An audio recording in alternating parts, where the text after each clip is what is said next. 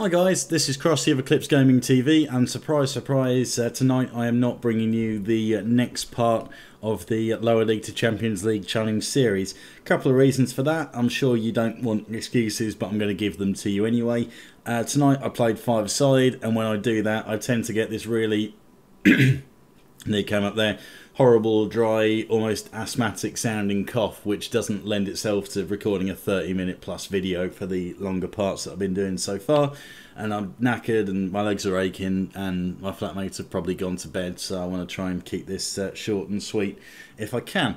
And what I'm going to do is go over what's been the closest thing to a debate on the channel since we started on this series, and talk to you about fluidity and what difference that makes to the game tactically, the way the team plays, etc, etc, because it has become a little bit of a talking point after the last part.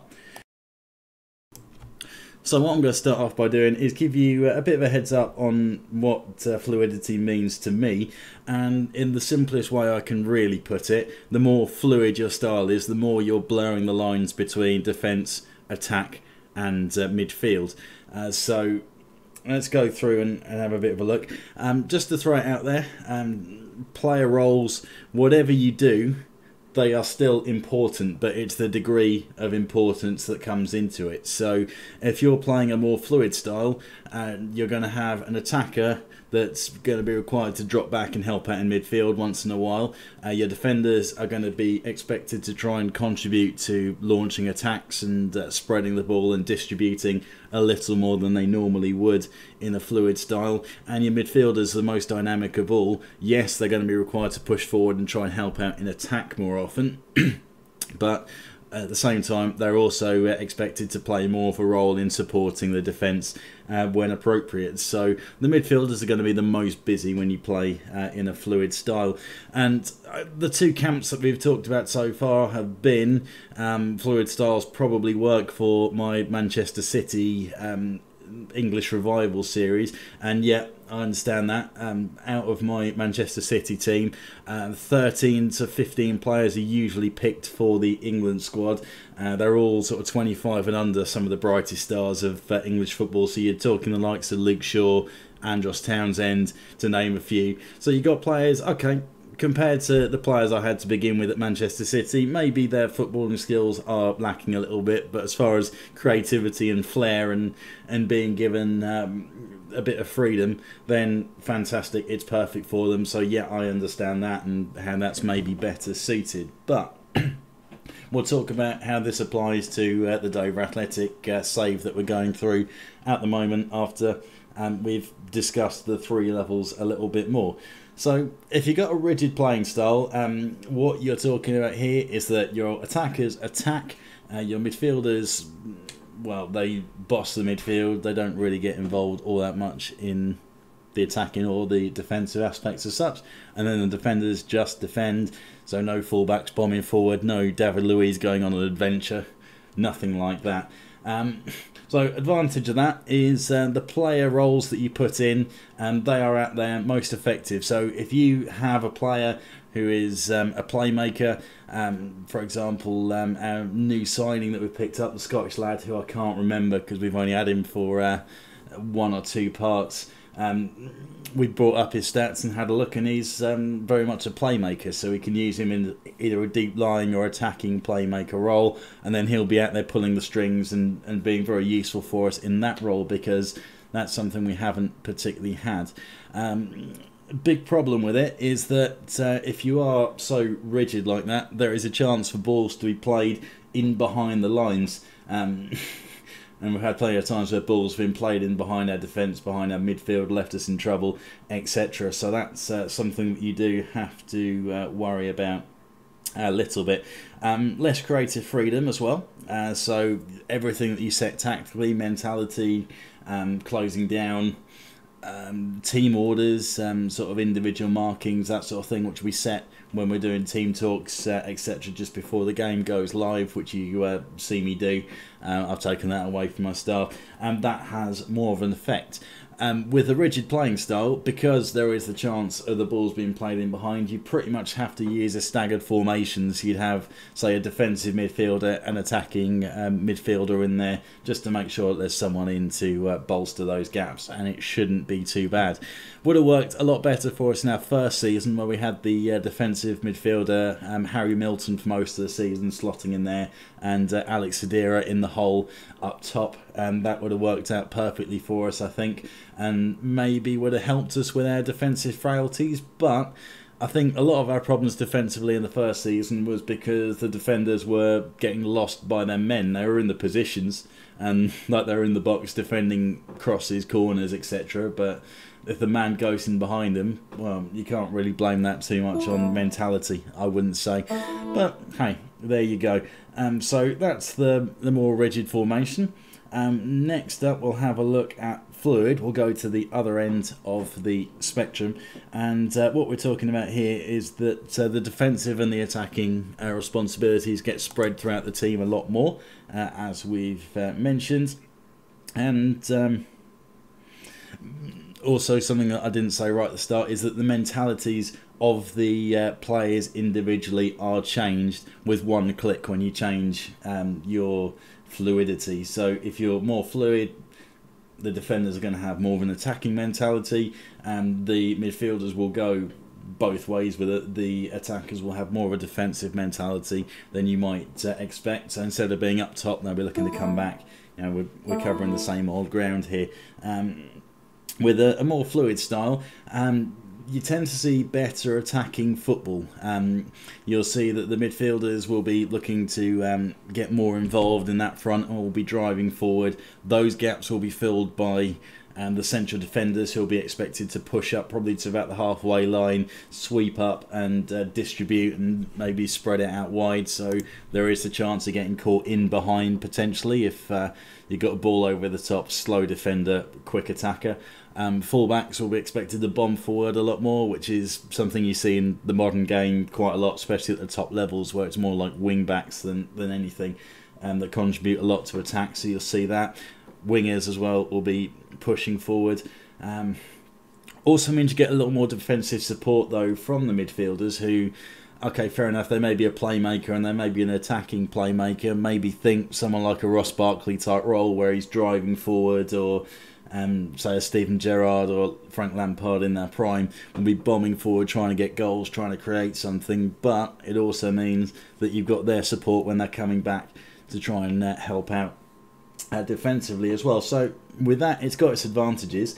And one thing that I've seen in this season in particular is that when we are in the ascendancy with Dover, we are playing some beautiful football and scoring some cracking goals. I know it doesn't happen that often, and we are conceding a few too many at the other end, which is something that we need to address. But we do play some really good stuff with this new formation. I'm loving it on that front, and yeah, I think that's kind of shown by the fact that everyone is contributing a bit more, and the attacking mentality is flowing through the team.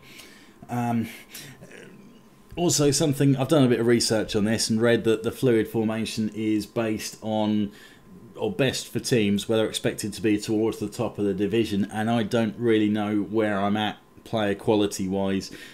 We have strengthened. I would have liked to have strengthened more, I think it's fair to say, but I am all in all happy with the team I've got. I've got depth, I've got options, especially in midfield with a few signings that we've made. The trouble you got, star ratings, which is something that we talked about and I relied on far too heavily at the start of this series. One, they are pretty much useless if you haven't got staff that can judge potential all that well, which is something that I didn't address until towards the end of the first season. And secondly, it's relative to your team, your players, the ability that they have individually, and isn't really all that reflective on their ability in the league that they're playing in, or nowhere near as much as they should be anyway. So to try and work out where your players are at in comparison to the other teams in the league, it's a tough one, and you kind of have to make a bit of a judgment call on that front. And really, if you're working a fluid formation, you need to have players in there that have got good creativity, anticipation, positioning, teamwork, flair. all very useful aspects. So to try and measure up how your players rank in that compared to other teams in the division, really tough. You really just have to stick a pin in it and hope for the best. So you could suggest that the best way to go, if you're not quite sure where you're at, would be to go for a more balanced playing style. And for that, you can edge it one way or another. You can go fluid, or you can go rigid, but not all the way. At the moment, I've got it as a fluid, sort of one notch in, not the full Monty as such. And it's a midway point between the rigid and the fluid styles, quite obviously.